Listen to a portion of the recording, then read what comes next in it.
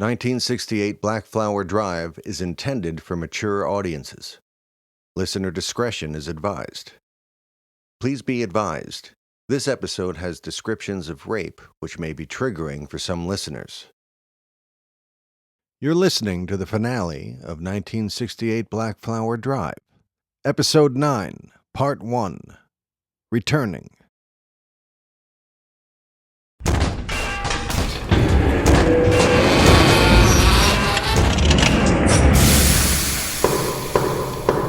The sun sets slowly as Paris stumbles to the floor of the house at 1968 Blackflower Drive, while metal barricades slam shut over all the doors and windows. He realizes he is trapped. He tries his phone. Gil? Yeah. What the fuck did you do? You are our best chance of solving this threat. I didn't know Jackie was going to show up. I did warn you to talk with her. Put her on the phone now.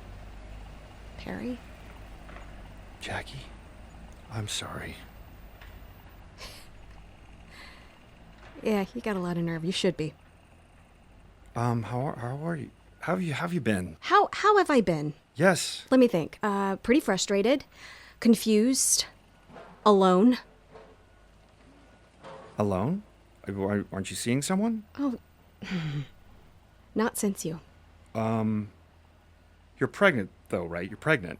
I've been gone for a year, Jackie. You've been gone for 8 months. No, there's something wrong with that timeline. Nope. Just yours. 8 months? Yeah. So, I'm sorry, I didn't know. Yeah, how could you? You disappeared. I promise I will make it through this night. You better.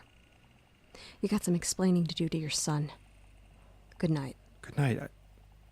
My son? Jackie? It's Gil. Gil. Yeah. Did you know? That cloth you showed me on my boat last night. Mm-hmm. Was it for real?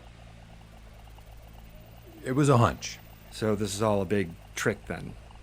You don't know where my wife or my daughter are. No. Thanks for the honesty. Let me out of here. I can't. It's time locked. Besides, the Black House has you now. See you tomorrow, Perry. Just like the old TV show, you'll... Yeah. We'll see. Bearded Perry hangs up. Well, I guess I won't be breathing tonight. Bearded Perry hides the modified blunderbuss behind his back and under his belt, then heads up the stairs. The floorboards creak as if angry he is in the house. He continues down the hallway, where there is no third door. He enters the master bedroom.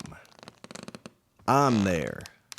I sit on the bed, shaking my head. Is it blood or the act? In your case, the act. Where's my daughter? How should I know? I turned to him.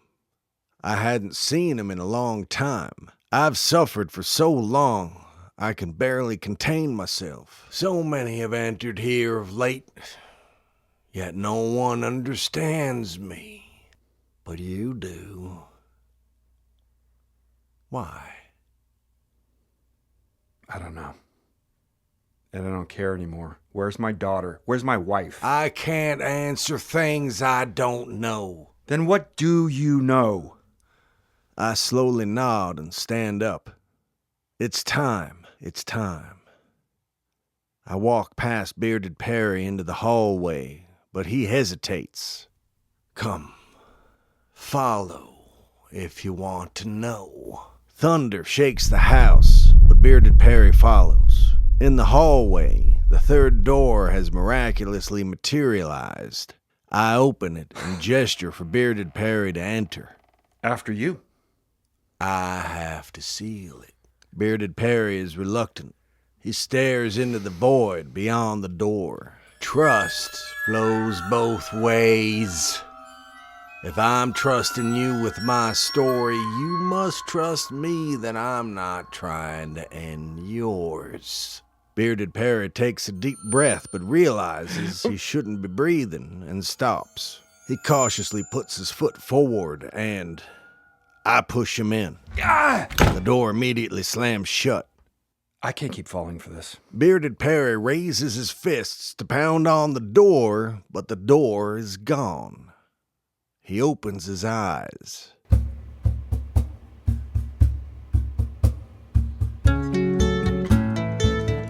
Perry stands on the floorboards of an old pier loaded with sailing ships, ready to set sail pre-dawn. Several sailors work ready in their ships, all dressed in clothes not of Perry's century.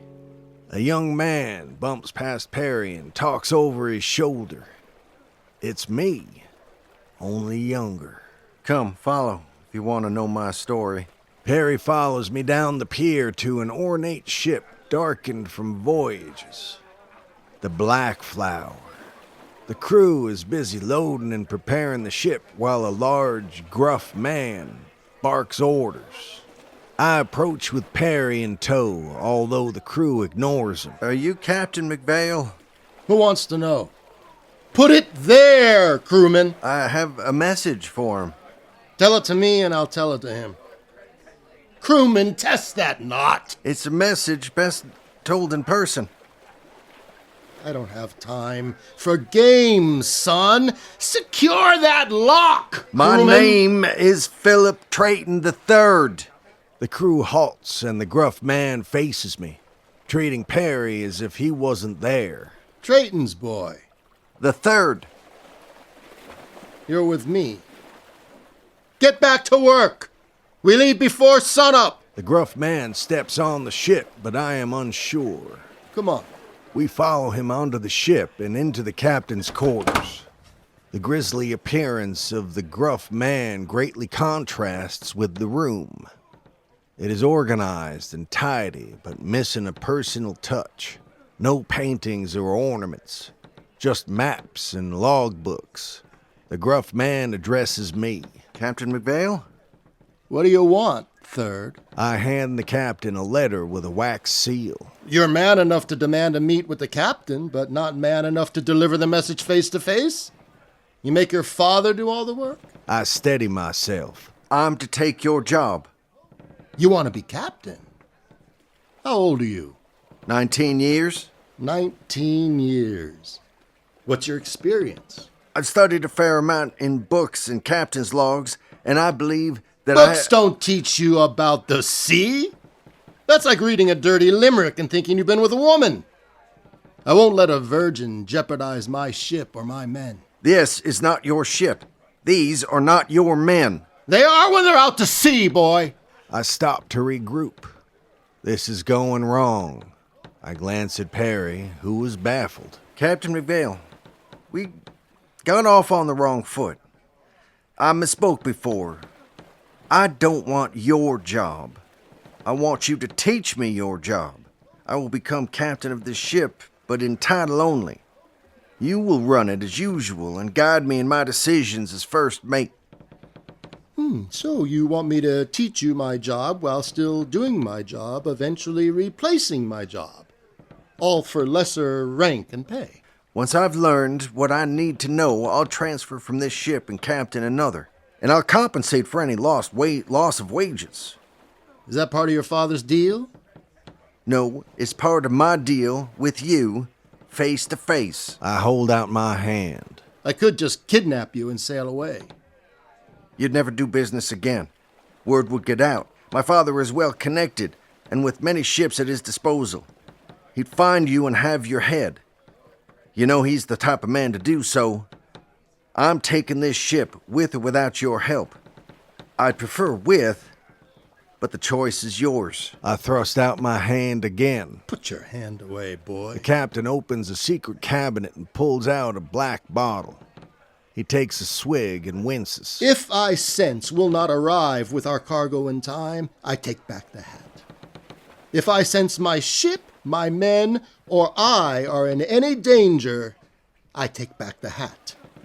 Finally, if I sense disrespect from you to me or the sea, I take back the hat. You fail any of these just once, I take back the hat. You can't just give me one try based on a sense. How can I learn to swim without taking in a bit of water now and again? Captain McVale pulls out a cigar and lights it, but keeps the match lit. I'll agree to 3 chances. But you must burn that letter first. Don't do it. I'm the only one who can hear Perry. The captain is oblivious. I grab the lit match and light the sealed letter.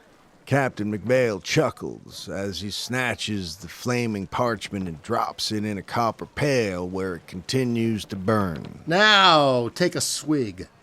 We don't make deals with handshakes. That's for land folk. I gather my strength, take the black bottle and gulp.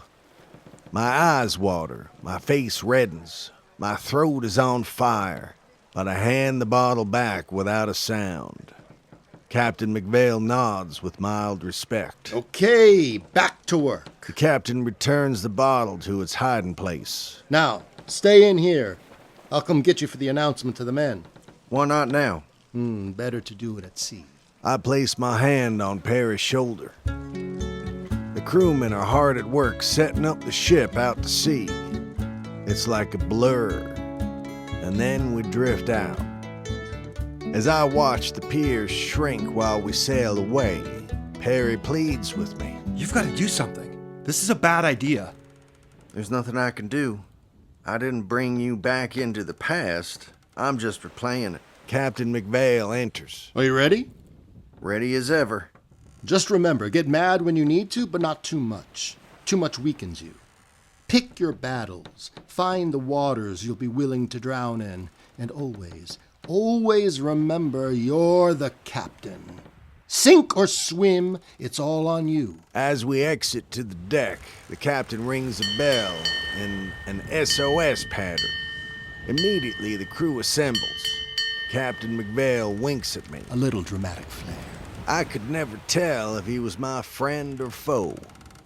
Once all the crewmen have arrived, Captain McVale looks up to the crow's nest. Crewman Bash, get down here now! A shy man with big eyes, Crewman Bash, climbs from the crow's nest but stops halfway down the mast. I can hear from here. Aye.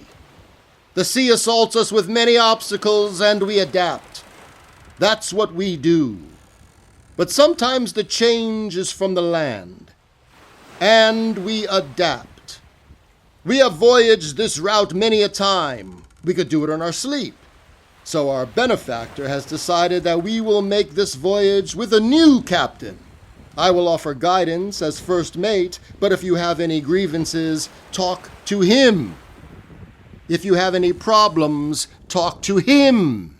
If you have any emergencies, you talk to him. He points to me. Captain Philip Trayton III.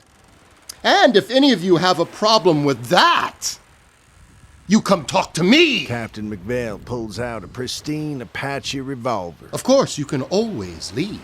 He gestures. They are surrounded by ocean.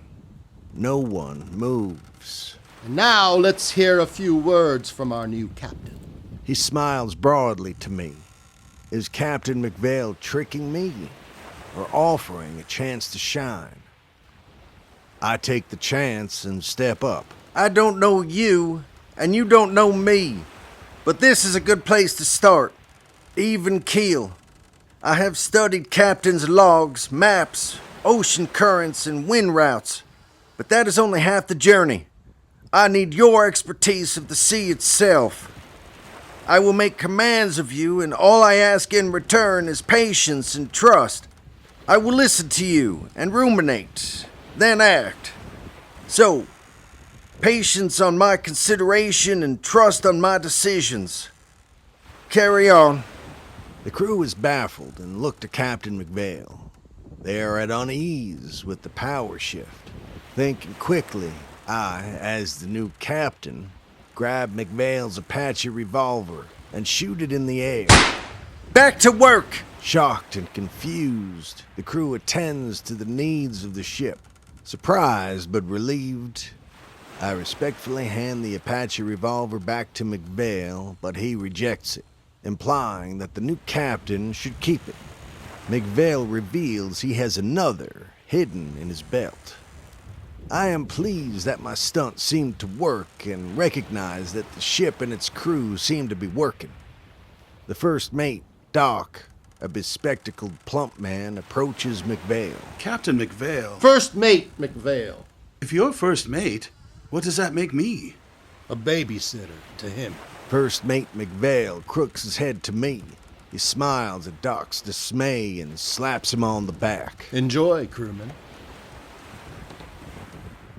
Moments later, I'm pacing maniacally in the captain's quarters while Perry watches me, concerned. I think that went well. I think they'll respect me. I think I can do this. You've got to stop this. This is madness. You know this will go wrong. I can't stop it. I have to live it as if it's the first time. Yet, I'm somehow aware of the nightmares to come. Come! In walks Doc. I saw you talking to First Mate McVale. Who are you? I was the first mate. They call me Doc. Now I'm your babysitter. Oh. What rank does that make you? I presume crewman. I notice a wedding ring on Doc. Are you married? You have a family? I have a child. My wife has passed. Who takes care of your child when you're at sea? My parents. You seem educated. Why choose a life at sea?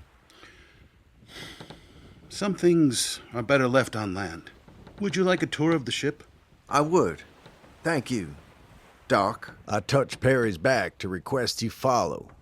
On the deck, Doc gestures to various points of interest as the crew work the ship. The front is the bow. The rear is the stern. And to the left is the port and the right is starboard. I'm familiar with the basics. I tap my foot on a trap door that is heavily locked. Why is this trap locked? To protect the cargo. From? Some of the crewmen can be easily tempted. This dissuades them. Does that happen frequently? The crew stealing from the cargo? More than you think. Doc points to a cabin at the bow. The crew sleep there, although sometimes when it's hot they hang hammocks out here on the deck. A jolly, plump man wearing yellow and black, Hap, approaches. This is Hap. He's the cook. Hi, Captain. What do you call a man who survives disaster? I don't know. Lucky? Guilty. Hap smiles, revealing a bad set of teeth. Then he walks off, laughing. Charming. He's the most popular of the crew, but I admit, he has a strange sense of humor. Another man with a blank expression, crewman Vincent, passes by. He has an odd look about him, and his eyes are different colors. Doc stops him. This is Grumpy. My name's Vincent. Does everyone have a nickname here? That's what Captain McVale, the previous captain, preferred. Can I go? What are your duties here on the Blackflower, crewman Vincent? I'm a powder monkey. I have to stifle a gasp. Can I go? Carry on. Vincent walks away. I don't understand him half the time. I understood him. Do we have cannons on this ship? No, why do you ask? Vincent, if what he said was true, he worked on a pirate ship as a boy, carrying gunpowder to cannons. Most powder monkeys never see their 20s. He could be lying. I can't tell with him. I point up at the crow's nest. What about him? Crewman Bash? Well, he's a good man. Great eyesight. Very shy. Rarely comes down from his perch, hence the nickname Bashful. Would you like to meet all the men? Eventually.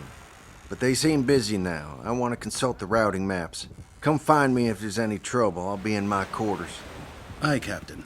I touch Perry's arm. Later that night, in the captain's quarters, I study the routing maps. Perry stares out the stern window. Wait a minute. Bashful, Doc, Grumpy, Hap, Happy? Is everyone named after a dwarf from Snow White? Disney's Snow White and the Seven Dwarfs premieres in 1937. It doesn't exist yet. Then how do you justify the nicknames? Memory. Memory, like dreams, sometimes make illogical connections. By that logic, this memory of your story could be fabricated or corrupted. The story's the same. Some of the details are blurry. Wait a minute. 1937? What year is this? Come. First Mate McVale enters. The crewmen have been put to bed. The skeleton crew is awake and running the night shift of the ship. Good. First day went smoothly. That's a good sign. Or it means something bad is in our horizon. True. First Mate McVale, I want to show you something. I display various maps. Your projected route shows a trajectory of a 7-day journey. Worst case scenario, yes. Most likely 6 days. I place a ruler and pencil to a map and draw a straight line to our destination. Why not cut through and save time? Those are cursed waters. The Devil's Playground. I've heard of these rumors. When was the last disappearance in these waters? Many ships have gone and never resurfaced. I've read of such ships. When was the last one you knew of, specifically? It happens all the time. Not recently. The last confirmed ship lost in the Devil's Playground was 23 years ago. The Valkyrie. You don't understand. And before that, it was 49 years with the St. Gabriel. These are myths, legends, stories that I believe were told to scare sailors from sailing a direct route to Bermuda, either through mischief or more likely by pirates who craved rule over these waters. You don't understand. Well, I'm setting a course tonight straight through the Devil's Playground. Dismissed. You're wrong about this. Consider this your first failure of 3. Fair enough, First Mate McVale. Yet if I get us there in 5 days, I expect you will repeal your strike against me.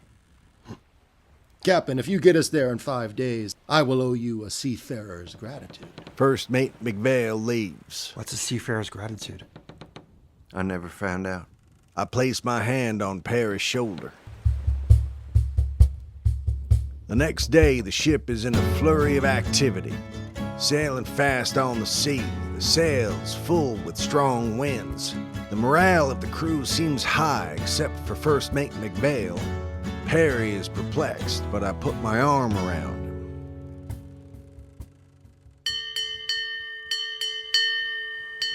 In the dead of night, a bell rings and I run out from the captain's quarters. From above, I hear from the crow's nest. Ship! Ship! There's a ship!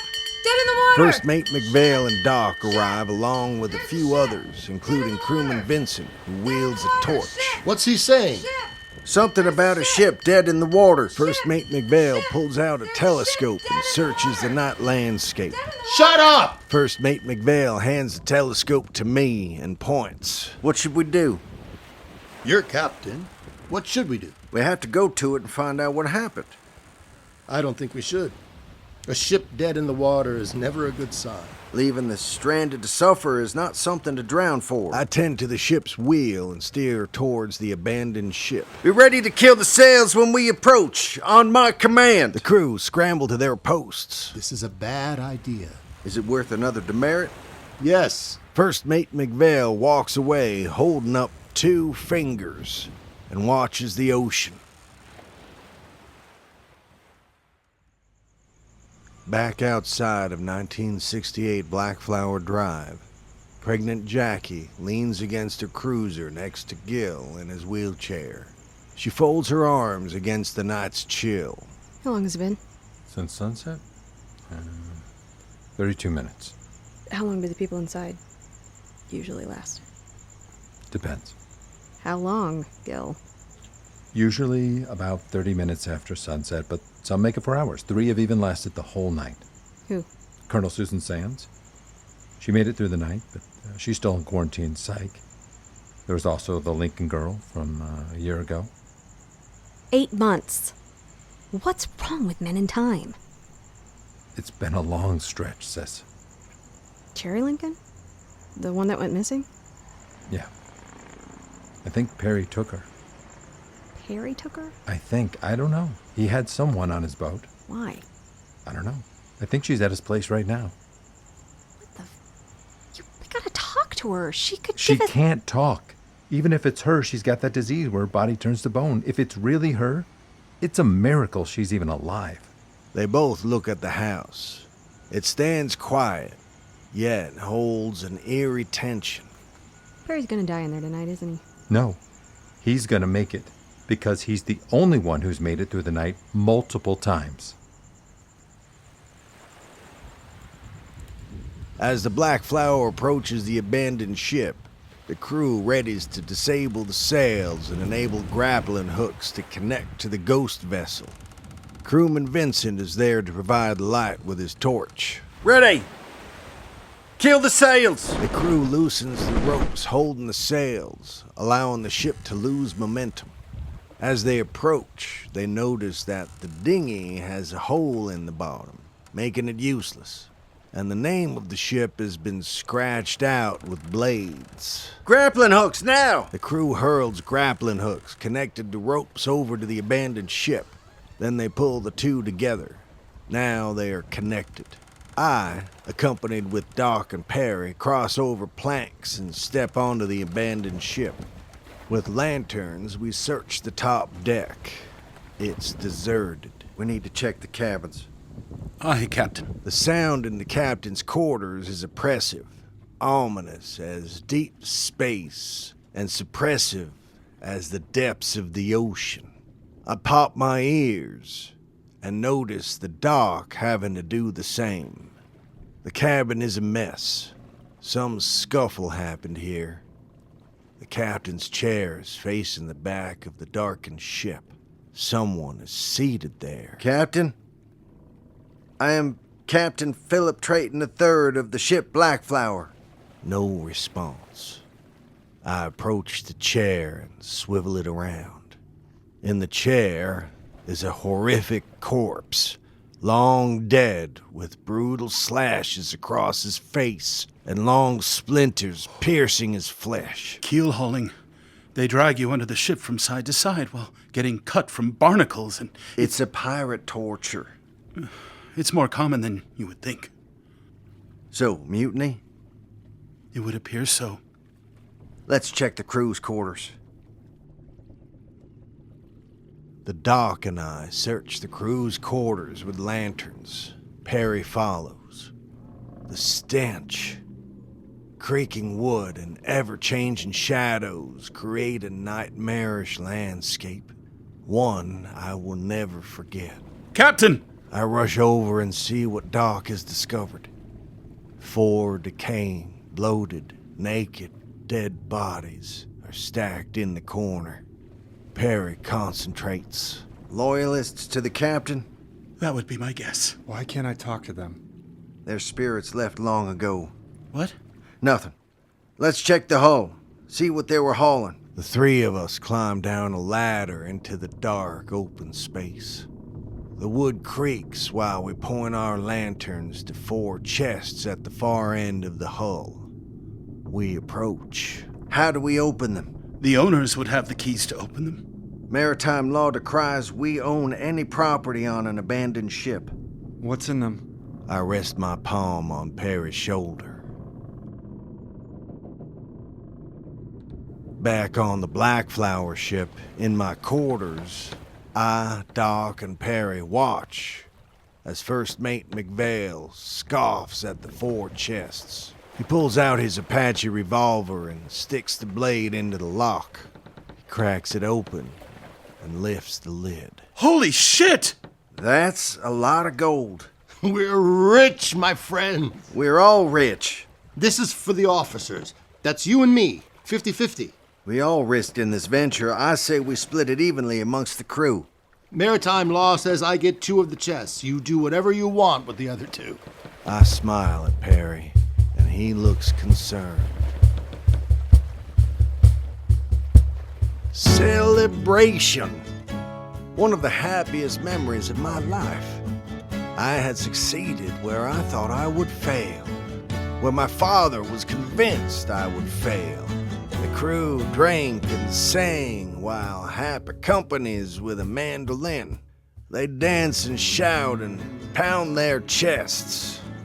And they all pay respects to the 2 open, gold coin-filled chests on the deck. Even Crewman Vincent seems to be in good spirits, and Crewman Bash is halfway down the mast, smiling. First Mate McVale, with drink in hand, approaches me as I stare at the abandoned ship. Well done. The crew seems happy. You know, maritime law states that you can own this abandoned ship if you want. The sails are shot. The dinghy's gone. I'd need half the crew from the Blackflower to sail it home. It'd be too much of a risk for both vessels. Plus, it's bad luck to captain a ship with no name. Better for one to succeed than two to fail. So, that's 2 fails for me then? How do you figure? One for the course correction, the other for the abandoned ship. The abandoned ship didn't delay us that much. And if your course proves true, we'll still make the journey in 5 days, possibly sooner. And the treasure you gave the men boosted morale. You're just at 1 fail for me. So we should disconnect from this ship and sail on. First Mate McVale watches the men celebrate. Let them have the night. We'll separate at dawn. We are the ones that plow through the sea. We are the ones that sail to our death. We are the ones that drink our bended knee. We are the ones that hold our breath. Entire crew breathes in deep and holds their breath. First Mate McVale joins in, while I can't help but grin. What is going on? What happened? I know everything goes wrong. Why are you showing me this? Every life matters. What did you do? Enjoy the night. I toast Perry and drink. As the sun rises, the Blackflower crew gather the grappling hooks and push away from the abandoned ship. They are hungover and ragged, but they are familiar with working under such conditions. The sails on the Blackflower catch the wind and the ship speeds off. Later in the day, while writing in my captain's log, I notice that the ship is not moving. What is it? I exit my quarters, followed by Perry, searching for First Mate McVale. Hap, the cook, is passing out chunks of beef jerky to the men who are lounging about the deck. No one is working. I find McVale chewing with an open mouth. First Mate McVale, why have we stopped? We haven't. The wind did. He points to the sails that are flat. I look over the side of the ship. No current. I check my compass, which erratically points in different directions. This is impossible. The wind should be strong here, as should the water current. Well, you can trust your books as much as you want. The facts remain. No wind, no current. Hap hands an obscene clump of beef jerky to me. What do you call a man who survives a disaster? Guilty. Victorious! Don't worry, Captain. It's just a dry spell. Or it's the doldrums. Take it back! Take it back, or so help me, I will drown you, Grumpy! Take it back! Crewman Vincent is not scared and barely reacts to First Mate McVale's violent attack. His odd, mismatched eyes don't even blink. I take it back. First Mate McVale, visibly shaken, storms off to the bow of the ship. Crewman Vincent takes some beef jerky from Hap and saunters away. What was that about? Ask me later in private. With the help of the moonlight, I work over a map using a sextant and brass compass. Doc and Perry gaze at the horizon. There is no wind, and the ship is dead in the water. This is craziness. What? Doc and Perry come to me as I reference the map. We should be here, on the way to our destination. Instead, for some reason, we are here, heading southeast. What do you think happened? First Mate McVale appears from the darkness. You think it's sabotage? Someone turning the wheel into the abyss? It would explain a lot. I assure you my men are loyal. Loyal to you. Are you accusing me of mutiny? No, it might have been a mistake, or maybe the rudders are malfunctioning. Or it's on you, Captain. How far behind schedule are we? With my adjustments, I believe we can still make it in 6 days. Really? I attend to the steering wheel and carefully shift it into position. Immediately, the sails fill and the ship propels forward. First Mate McVale is shocked. If we stick to my route, we will succeed, First Mate McVale. Let's hope the sea respects your route. But later that night, towards dawn, I wake with a start. I look out the window and rush out, Perry follows. The sails are flat and the stars are starting to fade. I check with my map and sextant. Shit! I correct the wheel. The sails bloom limply. The ship lurches forward. First Mate McVale spies on me while smoking a cigar. The bright daylight awakens me. I'm drenched in sweat. I exit my quarters with Perry. On the deck, the crew is playing games and drinking and relaxing. The sails are flat. The ship is dead in the water. I go to the wheel, examine it, and address the crew. Who has been tampering with the wheel? The crew stops playing and acknowledges me, confused. I have adjusted this wheel twice now, and it has reverted to a previous setting. A setting I did not plan. A setting that will sabotage our delivery and quite possibly... I notice the crew. They are dumbfounded and seem innocent. If any of you know anything, come visit me tonight in private and we can work this out. Carry on. I adjust the wheel, but only a mild puff flutters the sails. The sea is still, and my brass compass slowly points in different directions.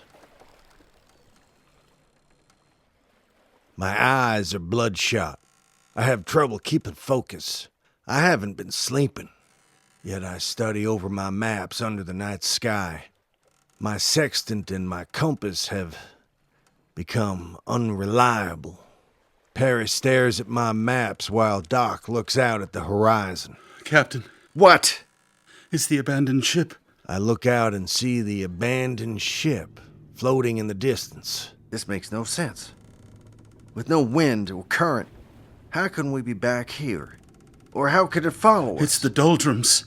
No wind, no current, no fish, no rain, no hope, no help, no logic. It's a void in the ocean. It's death on the sea. It's the devil's playground. It makes no sense. It's cursed waters. We're in the Bermuda Triangle. That name doesn't exist yet. When are we? What year is this? Captain, are you talking to me? First Mate McVale appears from the dark with Vincent carrying his torch and a few other crewmen. How goes our destination timeline? It is feasible that we will make it within the 7-day deadline. Feasible? We lost another day and we were further south than I could have ever imagined. I'm taking back the hat. You can't do that. I only have one fail against me. You have 3. 1, I warned you about crossing into the devil's playground. 2, you're endangering my men. How? When my men aren't working, they're eating and drinking. Rations run out tomorrow. They went through 7 days of rations in 5? You promised a 5-day voyage. You should always have reserves. As captain, I believe that is your responsibility. We left before I could make... You are the one sabotaging my leadership, changing course and tricking the men into mutiny. And that's the 3rd. You disrespect me. Not to mention your blatant disregard of the sea and its boundaries. Captain McVale pulls out his Apache revolver and points it at me. Great. How do you expect to deal with these windless, currentless, cursed waters? Shooting me? Grumpy, open the trap. Crewman Vincent, with his keys, unlocks and opens a trap to the hull. Captain McVale takes a lantern and descends. I follow, as does Perry and a few other crewmen. The stink from the hull is overshadowed by what the lantern and crewman Vincent's torch reveal.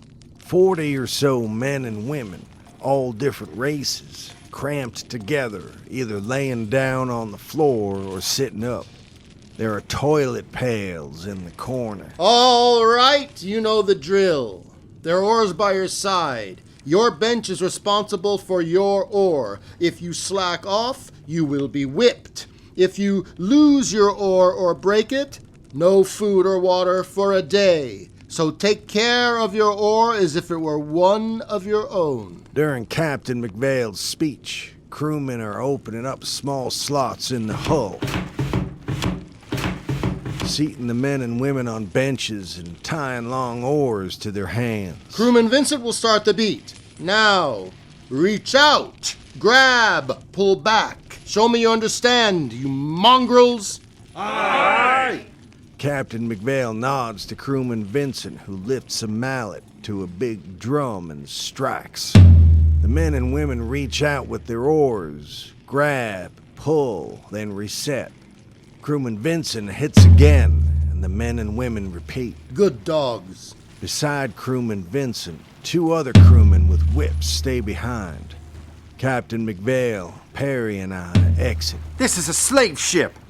This is a cargo ship. Those are cargo. Slaves. They are property bought and paid for, soon to be auctioned off in Bermuda. I didn't sign up for this. What exactly do you think your father's involved in? You yourself even suggested that he would have me decapitated if I kidnapped you. Your father's a criminal, and a dirty one at that. Consider this a lesson learned. Captain McVale goes to the wheel, regards the stars, and then steers. The drum beats down below.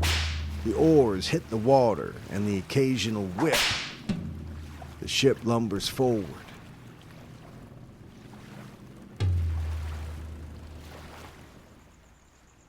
Outside of 1968 Blackflower Drive, Gil wheels away from a military communications van and up to Jackie. She's eating a donut. I thought you quit those. I quit every day. Any info? No corpse, so we presume he's alive. And the bad news? We don't really know anything. But the house is still unusual for tonight. Are you okay? Did you want me to get the doctor? Yeah, keep your pants on. It's just the little guy's been on my bladder for 3 days. Oh. Still thinking about adoption? No. No, I'm gonna keep the baby. With or without Perry. Okay. Okay. Oh, okay. You want a donut? Uncle. In the crewmen's quarters, many hammocks line the room with small tackle boxes close by. A few men fill the hammocks. The night shift. The oars hitting the water, the drum beat from the hull, and the whip cracks on the slaves fill the air. I sit in the corner, Perry lying on the floor, moans. How long's it been? Since departure, 8 days. So 3 days without food. Yeah. It's bad. It gets worse. Crewman Bash's bell rings out. Perry and I rush out to the deck, where we see a monster. The crew is battling with a strangely colored, semi-translucent, squid-like creature with sharp blades for tentacle tips. It is tangled in a fishing net and tries to slice its way out. The crew try to subdue the squid-like creature. 2 crewmen get slashed to pieces. Others vomit from the stench. Suddenly, crewman Vincent descends from nowhere with the blunderbuss and fires into the beast. Nails, small ball bearings, and sharp shards of metal pierce the creature. It releases a high-pitched screech that terrifies the crew. The monster resumes its fight, but crewman Vincent stabs the beast in its head with a strange knife again and again. The monstrous, squid-like creature eventually relinquishes and dies. Panting, crewman Vincent stands while the crew look upon him with equal parts appreciation and fear. Now we have supper. Hap, the cook, runs to the side of the ship and throws up.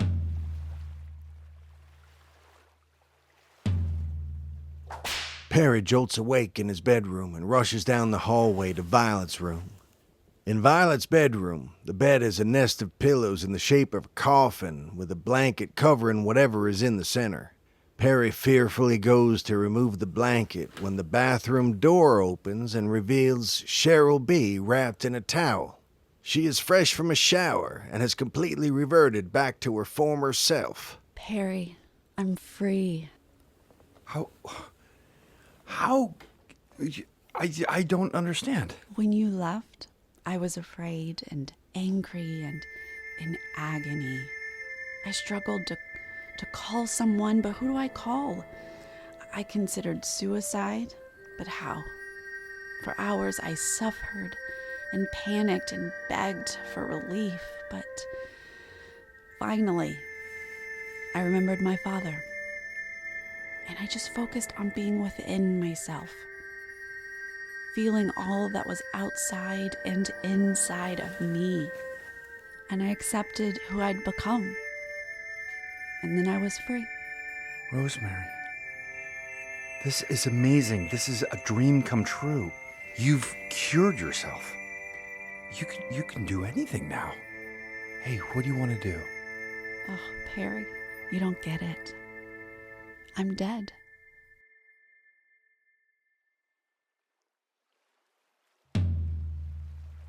Perry wakes up with a start in a hammock of the crewman's quarters aboard the Blackflower ship. He is drenched in a fever sweat. Realization hits him. She's gone. I lie in my hammock staring off into the middle distance in dread. Who? You wouldn't understand or care. You're probably the reason why she's dead. A sudden stomachache overcomes Perry and he crouches over in pain. There is no wind, only the dull thud of the drum from the hull, the splash of the oars, and the occasional crack of the whip. I don't understand. In this state, I shouldn't feel any pain. Yet the hunger. You're feeling my pains. Will you make it stop? Can you get me out of here? You haven't seen everything. How many days has it been? I'm losing my concept of time. I keep jumping from moment to moment. It's all becoming a blur. 11 days since departure. 6 days without food. We only have 2 days left of water. What happened to that squid thing? What happened with that? I can't remember. Hap protested, but Captain McVale ordered him to cook it. It was presented, but the men wouldn't eat it. So Captain McVale had it tested on the slaves. Half of them got sick and 3 died. Vincent actually ate some. It didn't seem to affect him, though.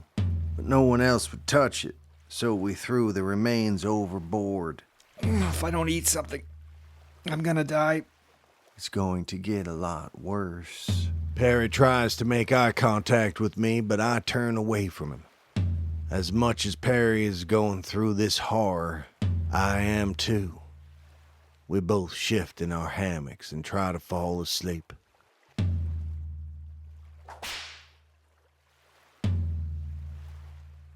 Perry peacefully floats in the ocean.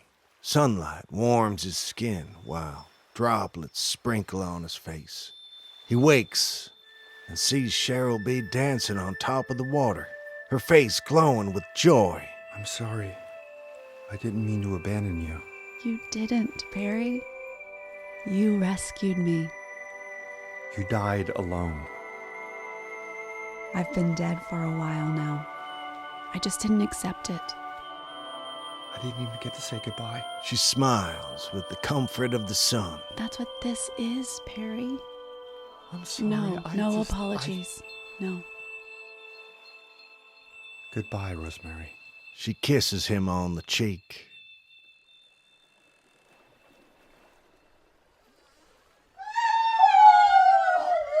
A blood-curdling scream of a woman wakes Perry up in the crewman quarters of the Blackflower ship. There is a violent skirmish on deck. It's the dead of night, but I am already awake. It's begun. We rush out to the deck and see the crewmen in a circle, cheering and jaunting crewman Vincent as he rapes one of the slave women. Hap holds his torch. She tries to resist, but the crewmen are laughing and holding her down. Captain McVale watches while drinking from his black bottle. Captain McVale, what is this madness? Are you out Easy of there, Philip. First Mate Doc pushes me back. Let me handle this. Captain, you must stop this. Must I? First Mate Doc. This is barbaric, Captain. She broke an oar. We have no food or water. I can't punish her by withholding rations. She needs to be taught a lesson. They all do. I'm not trying to deliver cargo anymore. I'm trying to save our lives. We may die out here, understand? Besides, it's good for ship morale. First Mate Doc looks over at a small group of crewmen who watch the gang rape in horror. She's a human being. She's cargo. I don't think all the men agree. First Mate Doc points to the small group of conflicted crewmen. Listen up! Every crewman will have a turn with this trollop before sunup. Understood? The crewmen reply. Crewman Vincent has not stopped his abuse. Starting with you, First Mate Doc. Captain McVale pulls out his Apache revolver and points the blade at First Mate Doc. Vincent, you're done. I'm almost finished, Captain. You're done now! Captain McVale kicks him off the slave woman. First Mate Doc, it's your turn. You'll never be able to force me to do so. You have one chance. It's either with this sea hag or the Apache. As First Mate Dr. Rhines of the ship Blackflower, by maritime law, I relieve you of your duties as captain, Miss McVale, for reasons of... In a rage, Captain McVale stabs First Mate Doc in the groin and cuts up to his heart. Should let you bleed out, Doc, but you were a good first mate, so I'll make it quick. He fires the Apache revolver through Doc's heart. Doc slumps to the deck.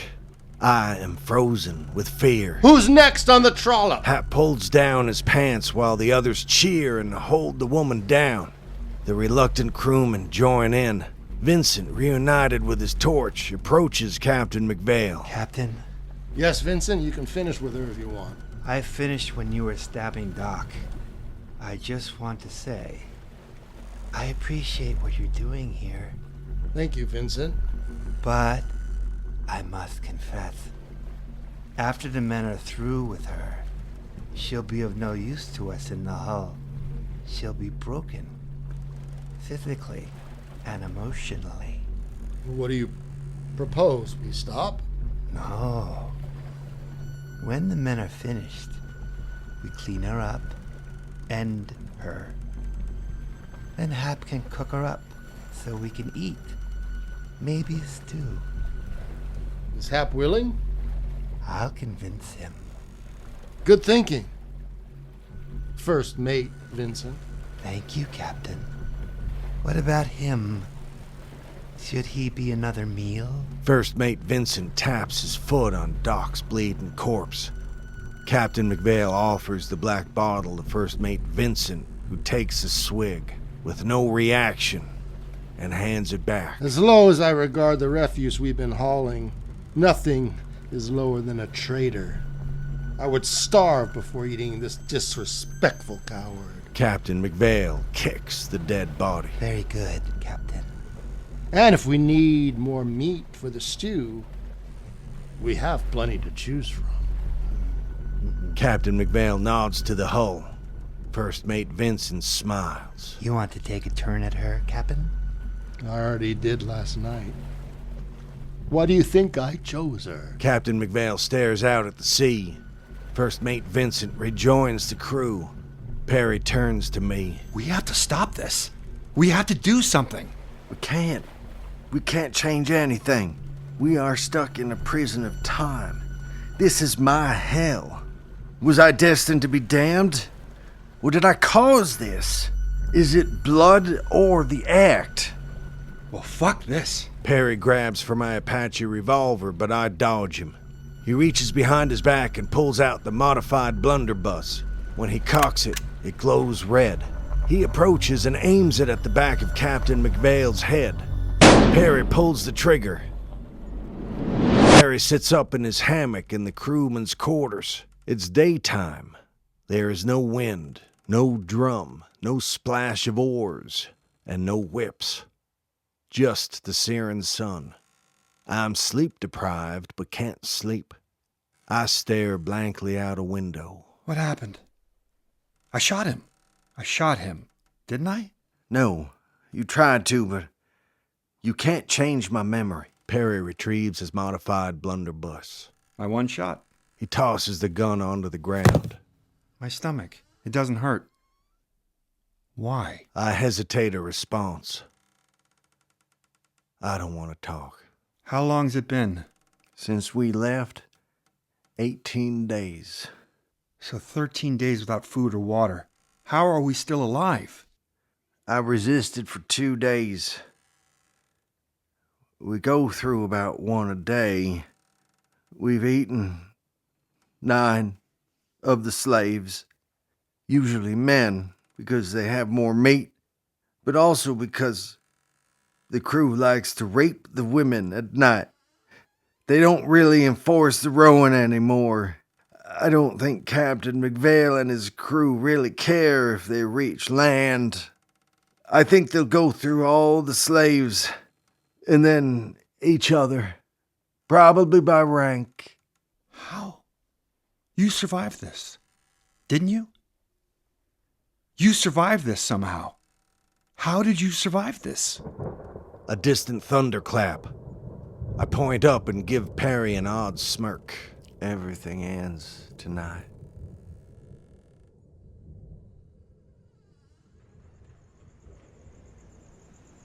Outside, Ms. Circle drives up in a Tesla to the Black House. She hurries out, holding her coat shut defiantly against the night's chill. Gil and Jackie are leaning against her police cruiser as Ms. Circle rushes up. Ms. Circle. What's happened? What do you mean? What's going on? We're waiting. For what? For dawn, for the house to open. I thought this was your best guy. He is. He is. Where is he? What's he saying?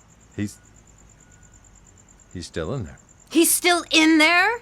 Can't these death talkers just wish themselves out? Not all of them. Some are teleporters, some are telekinetic, some can phase, others stop I time, don't others are care about all of that. You promised me answers. Damn it! Why'd I let you convince me of using this washed-up drunk? Hey, easy. Oh. Did I offend your delicate sensibilities by besmirching the guy who knocked you up and then blew town, sailing off to Bermuda? Jackie balls her fist in anger. I know you're a BIP around here, but I'm still sheriff of this town, so I'd watch it. You're Sheriff I-N-O. You see, I can use initials too. Like USMC. This town is more military than civilian now, so I suggest you back down, 'cause I got more sway than you. Jackie hisses, and Ms. Circle stares her down. But not more sway than me, Ms. Circle. Not with the military. So let's all just take a moment, take a breath, and we're just going to wait until morning. Ms. Circle shifts her gaze to Gil. She points to the Black House, exasperated. If I could harness the energy emitting from this place tonight, I could power this entire town for a year. That's free, natural fuel. It's not natural. It's too dangerous to use. We need to study it. It exists. We may not understand it. No one knew what fire was at first, but this is kinetic energy being wasted on charlatan con artists. I thought Jupiter Enterprises specialized in pharmaceuticals, not energy. Oh, we're branching out, sweetie. You said for free, natural fuel. So is this for nonprofit? You got a problem with capitalism? Nope. Just curious about a gas leak at a large place of business that only killed one man. Like your ex-boss at Jupiter Enterprises. Accidents happen. Yeah, so does murder. Jackie, okay. Let's just settle down. Jackie stares at Ms. Circle, who scoffs and checks her watch. Okay? Okay? Okay? So I came out here for nothing? Do we even know what Mr. Morbus is doing in there? After he was shut in, we lost contact with him soon after. Great. We believe he went through the third door with the old man. The third door? So, he's dead. Don't say that. Not necessarily. He's dead or he's gone. Why didn't you start with that? Forget it. Either way, wasted night. You should reread Ayn Rand. She walks away, pointing at the Black House. Tomorrow we'll start gathering the untapped power of this place. Tomorrow's a lull night. Then we'll fucking install the goddamn batteries. Goodbye, Mr. Morbus. Ms. Circle mock salutes the Black House and briskly struts away, leaving her Tesla. What are the chances that Perry will make it back? Gil pulls out his flask and drinks. To be continued.